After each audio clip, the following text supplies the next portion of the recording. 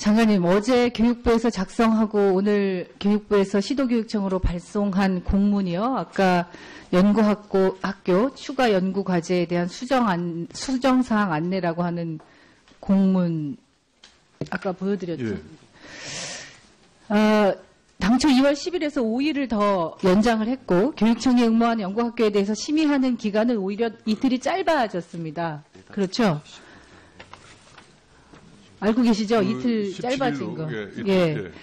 장관께서는 학교에서 요청을 해서 이렇게 연장을 했다고 하는데 예. 이 공문을 보낼지 의논하기 시작한 게 어제 오후라고 하지 않으셨습니까? 예, 제가 PPT 좀, 보고받은 게 어제 예, 오후. 띄워보죠 보세요. 이 공문이 얼마나 급하게 졸속적으로 작성이 됐는지 2월 10일을 목요일이라고 표기하기도 하고 이게 금요일을 목요일이라고 하고 또 공문이 장관이나 최소한 실국장도 아닌 과장이 선 전결하는 그런 공문이더라고요. 그리고 아까 도종환 의원님께서 자료를 요청을 하셨는데 학교에서 요청한 게 맞습니까? 예, 제가 자료 제출하셨습니까? 예, 보고 받을 자료 만들어서 제출한 것으로 저한테도 한번 주십시오. 자료. 예, 알겠습니다. 예. 제가 그러면 학교 명단을 확인해서 학교로 요청한 게 맞는지 사실관계를 한번 확인해 보도록 하겠습니다. 그 학교 명단은 저희가 알려드릴 수가 없습니다. 그러면 뭘 알려주셔요? 학교 명단이 알려지면 학교에서 요청했다면서요? 예, 학교에서 요청했는데 그것이 이제 그 교육청에 담당자를 통해서 이제 연락이 됐고 학교에 그럼 뭘 자료를 지금 주시겠다는 거예요? 그러한 공문이 나가게 된 그러니까 학교에서 요청해서 그런 공문을 내보냈다고 하셨으니까 예. 어떤 학교에서 어떤 요청을 했는지는 저희한테 근데 어떤 자료를 학교라는 제출해 것을 주셔야 되지 알려지게 않죠? 되면 또 그 학교에 대해서 또 여러 가지 어려운 일이 생길 어떤 가능성이 어려움이 있습니다. 생깁니까? 이 요청한 사실이 있습니까? 라고 사실관계를 확인하는데 그게 왜 어려움이 있습니까? 장관께서는요. 보세요. 연구학교 시행에 관한 규칙 제4조 제2항을 보시면요. 교육감은 연구학교를 지정할 경우에는 당해 학교의 연구 수행 능력 및 연구 계획 등을 고려하여 결정해야 한다. 이렇게 명시되어 있습니다. 이 규정에 따라서 연구학교 심의위원회를 구성하죠. 그래서 심의하게 돼 있어요. 그리고 어떤 프로젝트에 따라서는 실사도 나갑니다. 학교에. 예. 그렇지 않습니까? 그런데 교육부가 연구학교를 제대로 운영을 하려면 심의하는 기간이 이틀로 짧아지면 이게 제대로 하겠다는 뜻입니까? 오히려 신청을 5일 연장을 하면서 신청하는 학교를 좀 더 많이 늘리려고 어떤 방식으로든지 좀 더 학교를 늘리려고 하는 꼼수 아닙니까? 제가 볼 때는 이런 식으로 연구학교 지정 학교 수로만 늘리고 실제로 심사를 할 시간은 더 줄이고 이게 뭡니까? 실질적으로 금방 말씀하신 내용에 대해서 판단을 하는 것은 학교가 자율적으로 판단하니까요. 학교에서 요청한 것을 그대로 보여주세요. 그럼 학교의 요청을 존중하겠습니다. 학교의 요청을 있는 그대로 알려주시고 저희도 학교에서 요청한 것이면 그것은 학교의 요청대로 존중해야 되니까요. 사실관계를 확인할 테니까 그거 자료 주시고요. 제가 볼 때는 이런 식으로 연구학교 지정도 꼼수였는데 그것조차도 잘 안 되니까 또 다른 편법을 써서 이런 식으로 하는 일 즉각 중단해 주십시오. 다른 PPT 띄워주십시오. 저 화면을 좀 봐주세요, 장관님. 저 화면이 뭔지 아십니까? 예. 교육부 교육복지연수과에서 2월 2일 날 4개 교육청에 보낸 이메일입니다. 검토를 요청을 했고요. 첨부 파일이 붙어 있습니다. 검토 명단 강원, 전북, 서울, 충남 이렇게 4개 교육청에 이메일을 보냈는데요. 이 첨부 파일 열어보면 뭐가 있는지 아십니까? 모르세요? 총 72명의 명단이 적혀 있습니다. 어떤 명단인지 모르십니까? 장관님? 아마 시국선언이나 영가투쟁에 참여한 사람들의 명단인 것 같습니다. 알고 계시네요. 교육부가 올해 2월 정년 퇴임하는 교사들에게 수여하는 그 훈포장 대상자 중에서 국정교과서 반대 시국선언 등에 서명한 교사들을 찾아내서 명단을 작성했고 이 사람들에게는 훈포장을 줄 수가 없다 한 번 더 명단을 정확하게 확인해달라고 검토를 요청하기 위해서 보낸 이메일입니다. 그 사람들은 사실상 징계 요청 중인 제가 말씀드릴게요. 예. 질문하지 않았습니다. 예. 2015년 1년 동안 한국사 교과서 국정화 반대 1차 시국선언 2만 1,378명, 2차 시국선언 16,361명, 전교조 연가투쟁 참여자 271명의 명단을 교육부가 받아서 올해 정년 퇴임하는 사람들을 골라서 72명 명단을 작성했고요. 이렇게 관리를 했던 거죠, 교육부에서.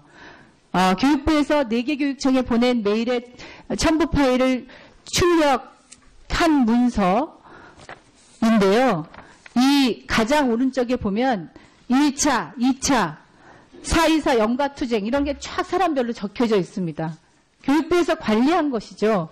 관리한 것이는 전교조가 그 전교조 홈페이지에 시국선언 명단이 있는 것을 교육부에서 다운을 받아서 그 명단과 이번 훈포장 대상자 명단을 일일이 꼼꼼하게 대조를 해서 이 사람이 1차 시국선언에 참여를 했는지 둘 다 참여했는지 이게 블랙리스트 아니고 뭡니까?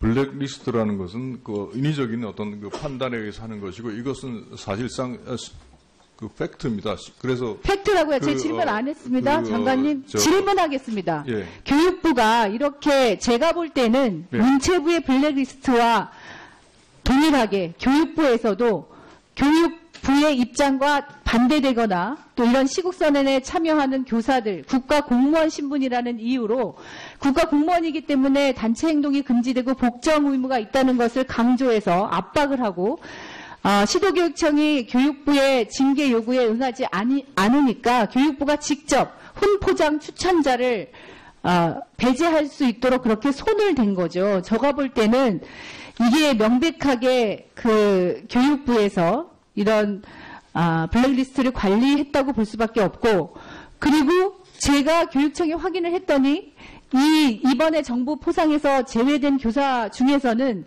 본인은 시국선언에 참가한 적이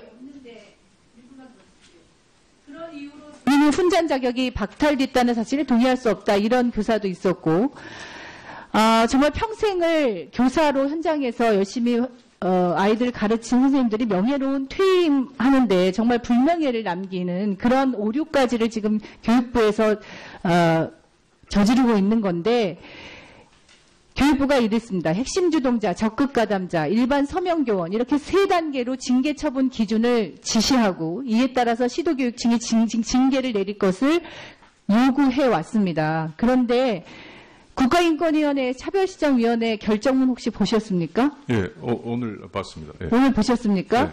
이게 언제 나왔는지는 알고 계십니까? 이 결정문이 어제 예. 어제가 아니고요. 저기 날짜가 며칠로 돼 있습니까?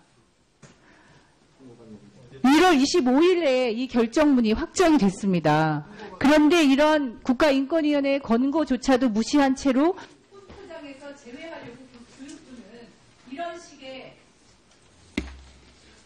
저희가 통보를 받은 것은 어저께 받았고 1월 25일 날 결정된 것은 저희가 알 수가 없는 상황이었습니다. 그리고 실제로 징계 요청 중인 자는 포상 지침에 의해서 저희가 교육부에서 독단적으로 추천을 할 수가 없게 되어 있습니다. 그것은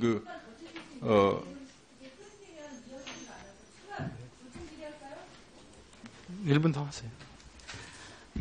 장관님, 예.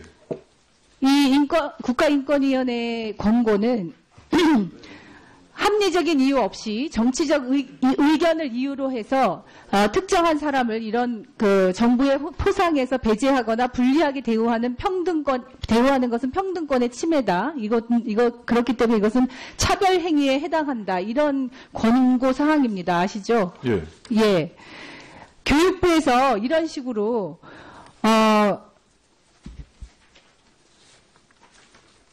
국정역사 교과서에 반대하는 시국선언에 참여했다는 이유로 그것도 정년 퇴임하는 교사를 골라내서 훈포장에서 배제시키는 일은 정말 비열하고 반교육적인 처사입니다. 제가 시간이 없기 때문에 보충 질의할 텐데요. 저는 오늘 이 자리에서 장관님께서 이렇게 교육계 블랙리스트로 오인될 수 있는 이런 행동을 한 것에 대해서 국민들께 사과하고 당장 이런 행동을 중단해 주시기를 강력히 요청드립니다. 사실상 징계 요청을 했을 때 징계를 해서 주의나 경고 처분이 내려진 분들에 대해서는 다 보상을 했습니다. 그래서 그 교육청에서 징계 절차를 빨리 시행해서 그런 부분들이 정리가 되면 포상 지침에 따라서 포상이 가능합니다. 그리고 지금 말씀하신 국민권익위원회에서의 판단을 저희가 최대한 존중해서 지금 현재 그 포상 지침과 관련된 그 행자부와 그 인사혁신처와 같이 협의를 하도록 그렇게 하겠습니다.